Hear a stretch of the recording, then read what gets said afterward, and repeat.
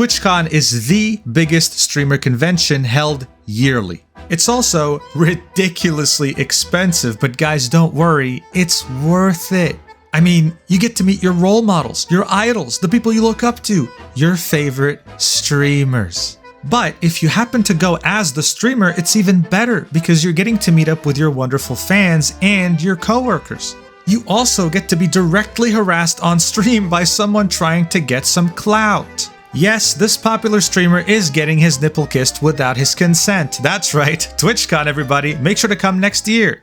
Yeah, there was a lot of harassment this year. It was a disaster, guys. It was so many streamers got harassed. People ran after them, trying to make their own content. It was really pathetic. But ignore all that, it's just noise. As we know, the convention itself is nothing more than an excuse to just go to San Diego with all your fellow streamers and party like there's no tomorrow. This isn't just exclusive to TwitchCon. Every convention kind of works that way. As a streamer, the real way to grow your network, meet new friends, and create new business opportunities doesn't happen in the convention itself, it happens behind closed doors in the parties or hotel rooms, but we're not here to talk about that. There are so many parties and mixers and lunches and dinners, it's ridiculous. But now imagine being a smaller streamer and getting access to a party that is highly exclusive, with top DJ performers and an RSVP list that is checked on a case-by-case basis to see whether you're famous enough to attend and you somehow get approved. You'll meet large creators, successful creators, creators that you might be a mega fan of. This is a dream come true, and I'm sure you'd be expecting the party of a lifetime. You surely wouldn't be expecting someone to spike your drink with a very powerful drug when you're not looking, to the point where you can't even move your lips at some point because your entire body is limp. You also wouldn't be expecting the fire marshals to show up because somehow this exclusive party with very limited space got overcrowded. And finally, you also wouldn't be expecting the party organizer to find your post on Twitter complaining about this and double down while being extremely defensive and making a complete clown out of himself. Yeah. These things actually happened. It's a catastrophe. So let's talk about it. So as I mentioned, when it comes to conventions, it's really just all about the parties happening around it. But when you go to a convention as a VTuber, it's not really as straightforward as a normal streamer going there.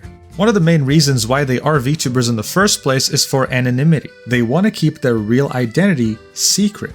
So they'll either go there virtually, meeting up their fans through a screen, or they'll go physically, but make sure to wear a mask or a cap or sunglasses or something to stay incognito, and only take off these things with people they trust, with friends who understand their situation. This is why they can't just go to any party at TwitchCon, right? Because not all of them understand their precarious situation of having to stay anonymous. People could be streaming there, taking pictures, whatever. They have to go to a party that understands privacy.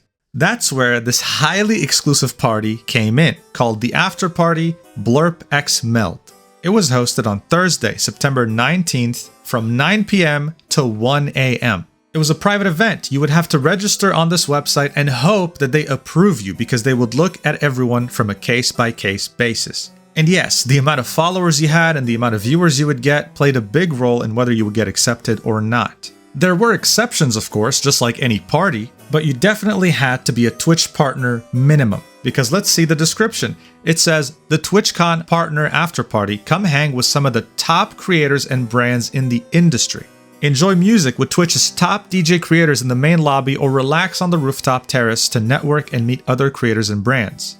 And then they add, we have zero tolerance for physical, verbal, or sexual harassment. This includes non-consensual touching, violence, discriminatory language, or any behaviors that have a negative impact on the experience or the physical safety of other guests. If a problem or concern arises, guests are encouraged to locate a staff member for assistance. While on the dance floor, we encourage guests to keep conversations to a minimum and phones in their pockets. Just keep this paragraph in mind because it'll be even funnier later, okay?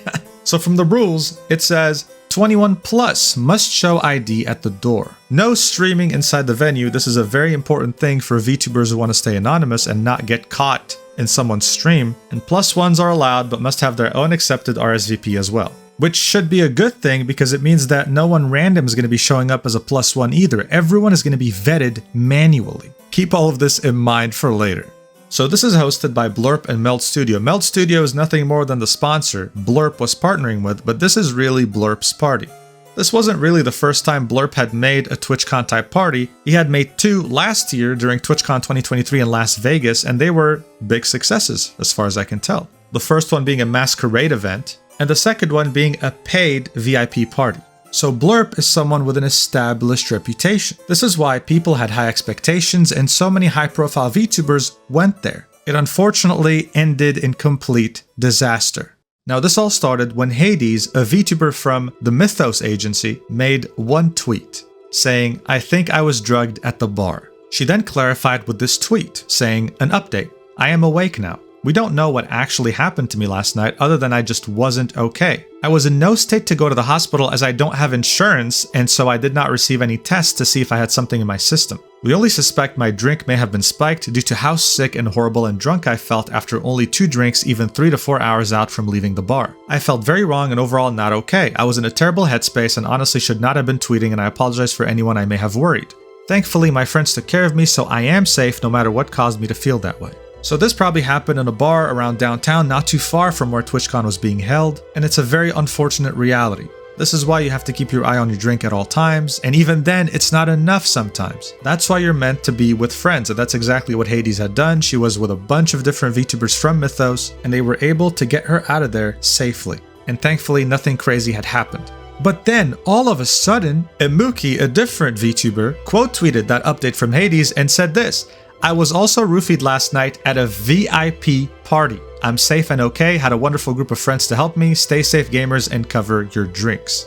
Now all of a sudden, this isn't just some random bar, this is a VIP party. So as many people were wondering what the hell had happened exactly, Imuki adds this: "I've been roofied before, so I knew the signs. I couldn't move my entire body for a good 40 minutes. Thank for the friends I have, but genuinely fuck BLERP for having drink covers and not giving them out. I'll talk about it when I get home more, but I'm just shaken up and pissed my friends had to carry my limp body back to the Airbnb when we just wanted to have a nice party.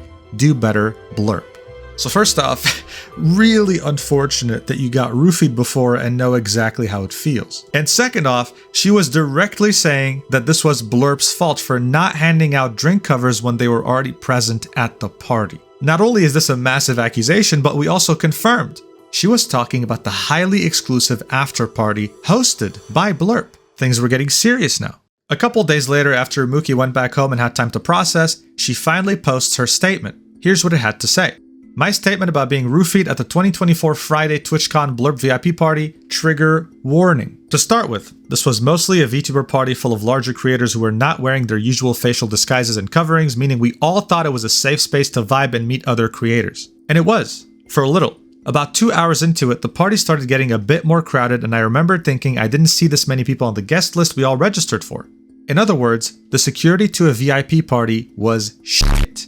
One of my close friends noticed their water tasted funny and only took a few sips but started feeling off, which I knew was most likely a low-grade roofie. While waiting for their Uber with them, I notified the security guard, who yelled at us for taking up the walkway, shaking my head, that she was most likely roofied. Shortly after she was picked up, it hit me hard. Now for context, I have been roofied before, so I know how it feels, but this was something much more severe. Once I started feeling heavy and unable to read well, I immediately ran to the bartenders, who I befriended, to let them know I'd been roofied and to take precautions. I was informed at that point that they had drink covers and were not handing them out. My friends, thank God they were there, had to carry my limp, hyperventilating body out of the party, which was soon blocked off by the fire marshals for overcrowding. For about 2 hours after that, I could only move my mouth, mumbling, and my eyelids. My point in this is that it was a VIP party with major creators there who felt it was a safe environment to demask. They had drink covers and did nothing, and security was shit and started letting God knows who in after a few hours. They had a responsibility to take care of us and did not. My con was ruined and I spent the rest of it shaken up and scared to drink anything but water. Do better, BLERP.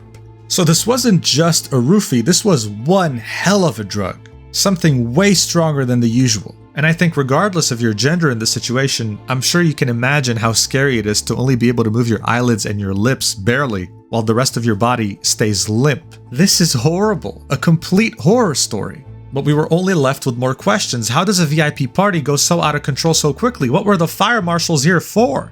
Well, BLERP felt the need to reply to this post because it went viral. Here's what he had to say. Hey, Emuli, great start. Already misspelling her name. This is the second case we've heard of someone that got their drink spiked, and we're so upset that happened to you and so glad you're recovering okay. Unfortunately, we did not have any drink covers for the party, nor did we communicate that we will have any, but at future parties we will be sure to provide them. Please let us know if there's anything we can do to help you through this. Then Imuki replied. She said, first, it's Imuki.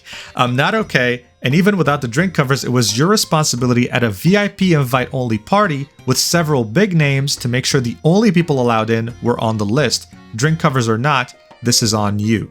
BLERP did not let this die here. No, he had to reply again, saying, sorry Imuki, it auto-corrected. Everyone that got in was manually approved by us and our sponsors. The venue capacity was 350 and we only let 325 on the roof, and at one point 15 had to wait for others to leave to get in.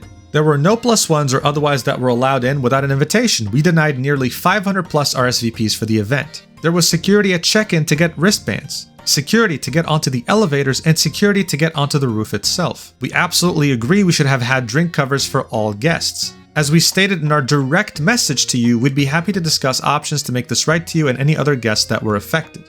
Now, I don't know about you, but this response does sound pretty damn passive-aggressive to me. And it's not the kind of reassuring statement you're meant to give to someone who just got roofied at one of your own parties. Oh yeah, we manually approved every guest on the list. We had security everywhere. Okay man, that's great. Now how did a bioweapon make it through your security so easily? A drug that can knock every part of your body out for 2 hours or more. Good to know that you manually approved the person who did this coming into your party. Wonderful job. This only made him look like a clown. I mean, come on, what kind of response is that?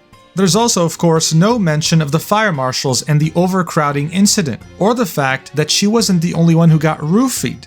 Oh, and let's not forget how he ended his statement. We direct messaged you, we'd be happy to discuss it there. So in other words, we'd love for this to quiet down and isolate you so people stop talking about this. This is terrible.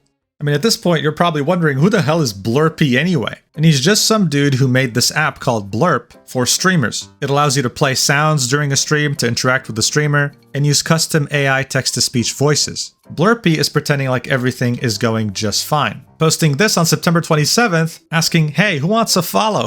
And the tweet before that being, great party, great TwitchCon, thank you all for coming. This post in particular has many replies angry and disappointed over what had happened in the party. And what's interesting is that you find BLERP contradicting himself. For example, someone replied with, cultivating a community sounds wonderful. Will those communities be protected from getting roofied at rooftop parties, or maybe actually see the drink covers that were provided and never handed out? And BLERP replies with this, saying, we've heard of only one case of streamer that may have had their drink spiked. Have you personally heard of any others? This is interesting because she had posted this 2 days before he had posted that reply, calling out BLERP saying she got roofied. So it's either BLERP doesn't really know how to count, or there are more and more people coming out with roofie stories than he can keep track of. Now, Falside also made a video on the situation and reached out to Redclaw, another VTuber that was at the party. He confirmed some pretty concerning details. Like for example, security wouldn't look at the bags of anyone entering the party, and this doesn't surprise me one bit. How the QR codes you were given if your RSVP was accepted could be reused, so you could just send them to your friends and they could just reuse them infinitely. How the fire marshal actually did show up because the overcrowding became unbearable. And finally, how in last year's Las Vegas TwitchCon, there was a concerning group of people that would prowl around women and harass them, and how he had seen the same group at BLERP's party this year as well. Overall, this situation is a complete and utter disaster. Every measure of security during this event was clearly just there for show. But I think the worst thing here, other than the fact that BLERP doesn't really seem to care, is that we still have no idea who caused this. This was a very exclusive VIP party full of top creators, most notably VTubers from Twitch. There was an entire RSVP list with a manual review process. Which one of these people snuck in with an extremely strong drug and got out without being caught? We don't know. And you sure as hell won't catch me drinking anything if I ever go to TwitchCon and hang out in a party. I don't know if BLERP, whatever the hell his name is, ends up making a party in TwitchCon 2025, which will also be in San Diego, but I sure as hell hope that the security in that event will be more than just a decorative prop. Please stay safe out there, and yeah, I'll see you in the next video, whenever that is. Love you. Mwah.